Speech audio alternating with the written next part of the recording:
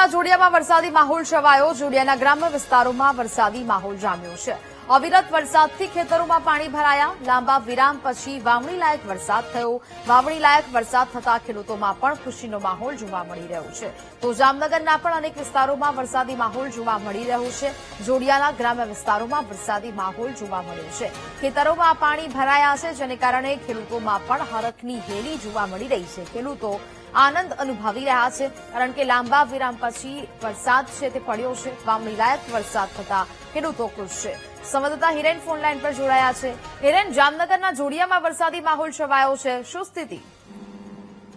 ચોક્કસ જણાવી દઉં કે જામનગર જિલ્લામાં જે પ્રથમ વરસાદની જે શરૂઆત છે તે થઈ ગઈ છે, જે આગમન છે તે થયું છે। જામનગર જિલ્લાના જે ગત રોજની વાત કરીએ તો જામજોધપુર તેમજ કાલાવડ પંથકમાં વરસાદ પડ્યો હતો, ત્યારે આજે જે જામનગર જિલ્લાનો જોડિયા તાલુકો છે, જેના જે ગ્રામ્ય વિસ્તાર છે ત્યાં વરસાદ પડતા જ જે ખેડૂત ધરતીપુત્રો છે તેમાં ખુશીનો માહોલ જોવા મળી રહ્યો છે। આ વરસાદની જે ખેડૂતો છે તે ઘણા લાંબા સમયથી રાહ જોઈને બેઠા હતા। જામનગર જિલ્લામાં જે આ વરસાદ છે તે જૂન મહિનામાં વરસાદ પડતો હોય છે, પણ હાલ જુલાઈ મહિનામાં પ્રથમ વરસાદ પડતા જ જે ખેડૂતો છે તે વાવણીની તૈયારી કરવામાં લાગી ગયા છે। ત્યારે જામનગર જિલ્લાના અન્ય વિસ્તારોમાં પણ આગામી દિવસોમાં સારો વરસાદ પડશે તેવું ક્યાંક ને ક્યાંક શક્યતાઓ સેવાઈ રહી છે। જી નેહા। બિલકુલ હિરેન, જાણકારી બદલ આપનો આભાર।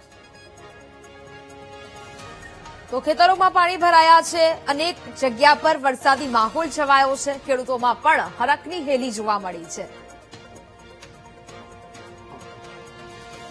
તો જોડિયામાં વરસાદી માહોલ છવાયો છે, ખેતરોમાં પાણી ભરાયા છે, ખેડૂતોમાં આનંદની લાગણી જોવા મળી રહી છે। તો ગુજરાતમાં અનેક જિલ્લાઓમાં વરસાદી વાતાવરણ જામ્યું છે અને હજી પણ આગામી 2 થી 3 દિવસ ભારે વરસાદની આગાહી વ્યક્ત કરવામાં આવી છે।